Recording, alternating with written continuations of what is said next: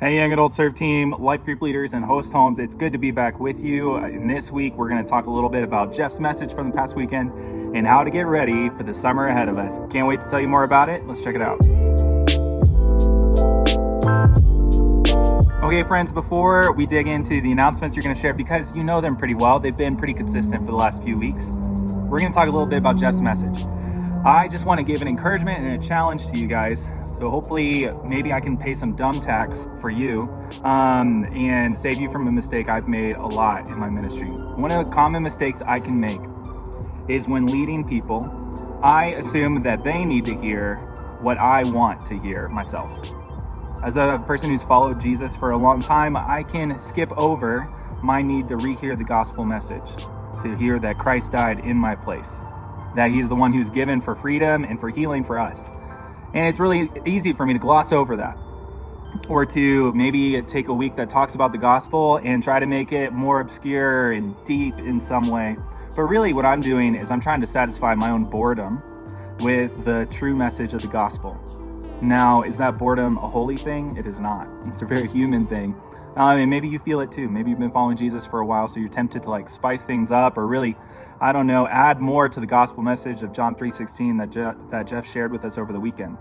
My encouragement and my challenge to you is to not. Don't feel this need to complicate things, but lean in with your people and say, hey, let's look at the gospel together. Let's look at this message. Let's apply it to our lives. Let's see if there's anybody here who wants to take that step today.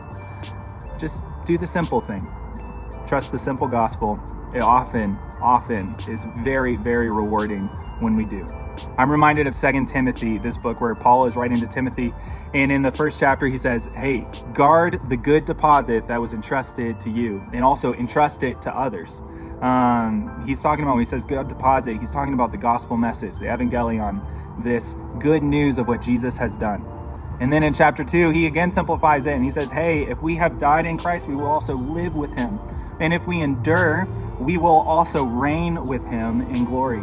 And then lastly, he says, if we disown him, he will disown us.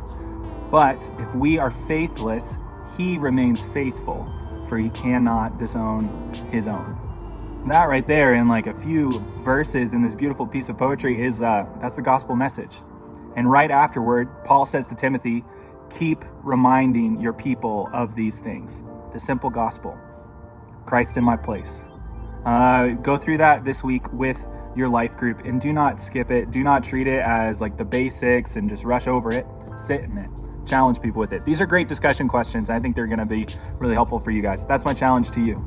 Okay, now for this week and what's happening here, you already know if seniors are coming to visit your group this week. If you haven't heard from me, you're not getting any seniors, and that's okay.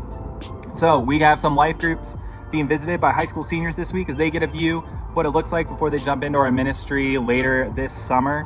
But if you don't have any contact from me about that, then you don't have to worry about it.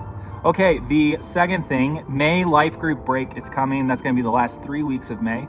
So I would ask you guys to make sure that you're communicating with your group. If they want to do fun things, make sure you deputize that and have somebody leading that for you. And I think that's great. I hope you guys enjoy the break and that your group can, step up and have some fun together. Okay, the second thing I want you to know about, and I am asking for your participation in, please keep sending me people who would be great for the Summer Fridays team.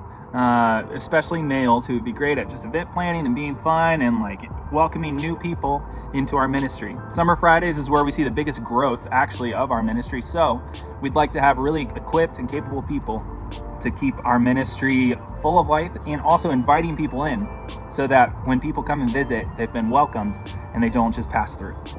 Okay, the third thing, speaking of being welcomed and not just passing through, is May 30th has our summer kickoff happening for us. May 30th at Mission Hills on the field. It's going to be so fun.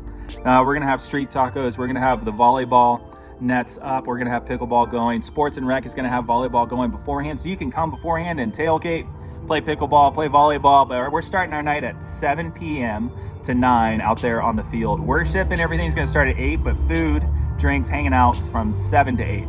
Now, if you come early, we're not turning you away. We're going to have all that stuff there. So if you just want extra time with your friends, come on out. Should be a great night worshiping with the sunset and kicking off summer together. So excited. All right, friends, that's all I have for you. Enjoy this week with your people. We love you and we trust you to do a great job leading, and we trust God to give you everything you need as you lead people this week. All right, see you out there.